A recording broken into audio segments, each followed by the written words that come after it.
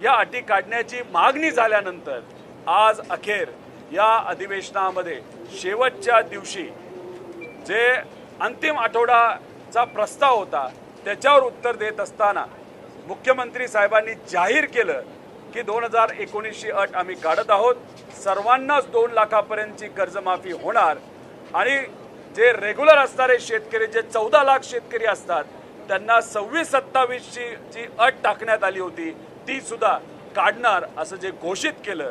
मी मनापासून सर्व शेतकऱ्यांचे आभार व्यक्त करतो, ज्या ज्या लोकांनी आंदोलनाला पाठिंबा दिला त्यांचे आभार व्यक्त करतो, या सरकारचे आभार व्यक्त करतो आणि मुख्यमंत्री साहेबांचे सुद्धा आम्ही शेतकऱ्यांच्या वतीने त्या ठिकाणी आभार व्यक्त करतो। घोषणा केली त्याबद्दल सुद्धा तुम्ही विधानभवनामध्ये आले होता त्यावेळेला सुद्धा याच प्रकारचं घोषणा केली होती, मात्र त्याची अंमलबजावणी घोषणा केली होती मात्र अंमलबजावणी झाली नाही। आता अंमलबजावणी होईल? नाही, अंमलबजावणी त्यांना करावीच लागेल, कारण का काल अंतिम आठवड्याच्या प्रस्तावाची सुरुवात करत असताना ती सुरुवात करण्याची संधी मला मिळाली आणि त्याच्यामध्ये कर्जमाफीबद्दल आम्ही डिटेलमध्ये काही आकडे सांगितले।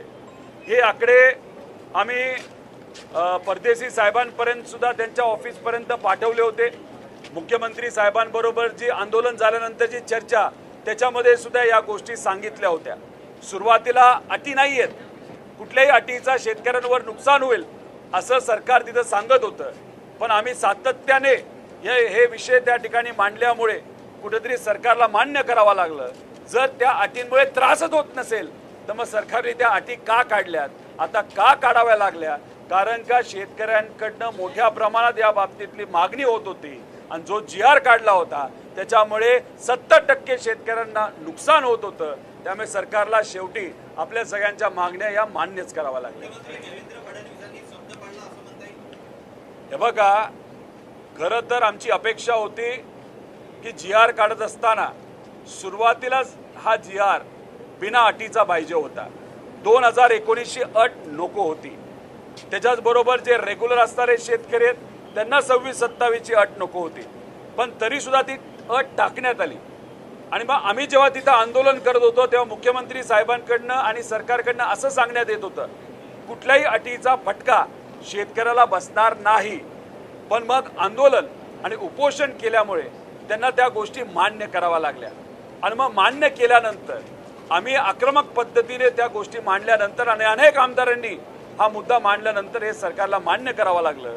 त्यामुळे मला हेच म्हणावं लागेल, ज्या लोकांच्या जनभावना आहेत, आम्ही केलेलं आंदोलन अनेक आमदारांनी मांडलेल्या मुद्द्यामध्ये या सरकारला मान्य करावं लागलं आणि जो काही त्या ठिकाणी चर्चा झाली त्याच्यावर शेवटी मुख्यमंत्री साहेबांना या सगळ्या गोष्टींसमोर ह्या ज्या अडचणीत त्या समजून घेऊन हा निर्णय त्या ठिकाणी घ्यावा लागला।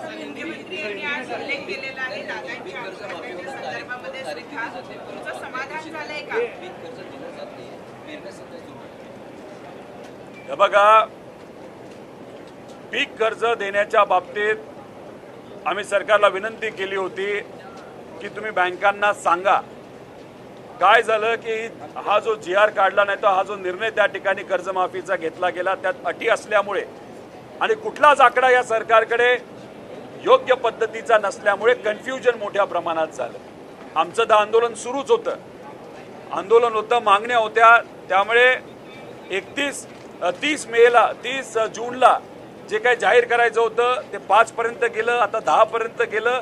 आता आज ही गोष्ट झाल्यामुळे काही प्रमाणात थोडे दिवस लागतील, पण सर्व 36 लाख शेतकऱ्यांवर अन्याय होणार होता तो अन्याय तिथं होणार नाही।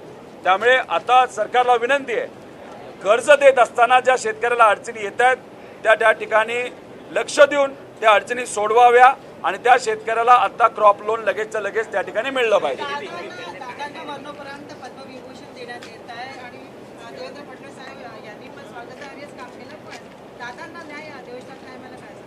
हे बघा, FIR बद्दल आम्ही आत्ता सुद्धा म्हणत आहोत की FIR झालाच पाहिजे, पण सरकारकडनं त्या बाबतीत कुठेही सकारात्मक उत्तर हे दिलं जात नाही। आत्ता प्रति उत्तर देत असताना आणि चर्चा करत असताना मुख्यमंत्री साहेबांनी सांगितलं आम्ही या बाबतीत विचार करू, बघू आता त्या बाबतीत काय होतं, पण आमचा लढा तसाच कायम पुढे राहणार आहे। पण दादांच्या बाबतीत मतलब एकच आहे, सगळ्यात महत्त्वाची गोष्ट आज जी झालेली आहे, AIBचा रिपोर्ट येण्यासाठी 3 ते 4 वर्ष लागतात।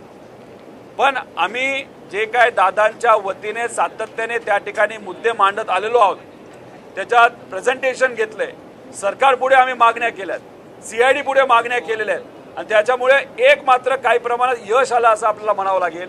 AIBचा रिपोर्ट जो 3-3, 4-4 वर्ष येत नाही, आज मुख्यमंत्री साहेबांनी मान्य केलं की केंद्रीय एव्हिएशन मंत्र्यांशी बोलून आम्ही पुढच्या 6 ते 7 महिन्यामध्ये हा रिपोर्ट म्हणजे दादांची पुण्यतिथी, पहिली पुण्यतिथी होण्या अगोदर हा AIBचा रिपोर्ट जो 3 ते 4 वर्ष लागतात तो आम्ही एका वर्षात तो नक्कीच त्या ठिकाणी देऊ. म्हणजे पुण्यतिथी होण्याआधी तो AIBचा फायनल रिपोर्ट येईल अशी आशा आणि अपेक्षा त्या ठिकाणी आम्ही सर्वजण करतो. देखो, विठोबा राया का आशीर्वाद से हमने एक जो आंदोलन किसानों के हित के लिए श्री क्षेत्र पंढरपुर में जो किया था, 3 दिन हमने वहाँ पे अन्न त्याग आंदोलन किया था. उसी के साथ छत्रपति संभाजी नगर में बहुत बड़ा किसानों का आंदोलन वहाँ पे किसान और हम सब ने मिलके वहाँ पे खड़ा किया था. उसके बाद सरकार के साथ बहुत बार हमारी चर्चा हुई, अधिकारियों के साथ वहाँ पे चर्चा हुई और एक बहुत बड़ा प्रेशर इस सरकार के ऊपर वहाँ पे निर्माण हुआ था. और फाइनली कल जब अंतिम आठवड़ा प्रस्ताव जो हमारे सेशन में होता है उसमें बात करते वक्त हमने ये मुद्दा वापस एक बार वहाँ पे प्रस्तुत किया, किसानों की अड़चन वहाँ पे बताई. तो फाइनली आज आंसर देते वक्त शुरुआत में मुख्यमंत्री साहब कहते थे कि कोई भी वहाँ पे कंडीशन नहीं है जिसके कारण किसानों को अड़चन आएगी. फिर वहाँ पे हमने ये मुद्दा वहाँ पे प्रस्तुत करने के बाद फाइनली सरकार को ये मान्य करना पड़ा कि हाँ, ये जो कंडीशन है 2019 की ये थोड़ी सी डेंजरस है, इसके कारण बहुत सारे किसानों को वहाँ पे ये मदद नहीं मिल सकती. उसी के साथ जो रेगुलर किसान है उनके लिए जो 2026-27 की जो साल की अट थी वो भी निकालने की विनती वहाँ पे हमने की थी. ये दोनों जो अट है या कंडीशंस है सरकार ने आज वहाँ पे निकाली. तो कहा ना कहा तो भी जो किसान की एकजुट है, जो आंदोलन किसानों ने किया उसका आज विजय हुआ, ऐसे हम सब कह सकते हैं. दादा को मरणोपरांत पद्मविभूषण दिया जा रहा है और इसी अधिवेशन में न्याय मांगने के लिए आपने बार-बार प्रेस कॉन्फ्रेंस दी. देखो, ये जो अवार्ड ये जो चीज़ें है, देना है तो दे दो, नहीं तो बाद में दे दो.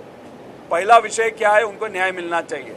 इन्वेस्टिगेशन ट्रांसपेरेंट पद्धति से वहाँ पे होना चाहिए, वहाँ पे प्रॉपर कार्रवाई होना चाहिए. कुछ तो वहाँ पे इन्वेस्टिगेशन हो ऐसे हमको दिखना चाहिए.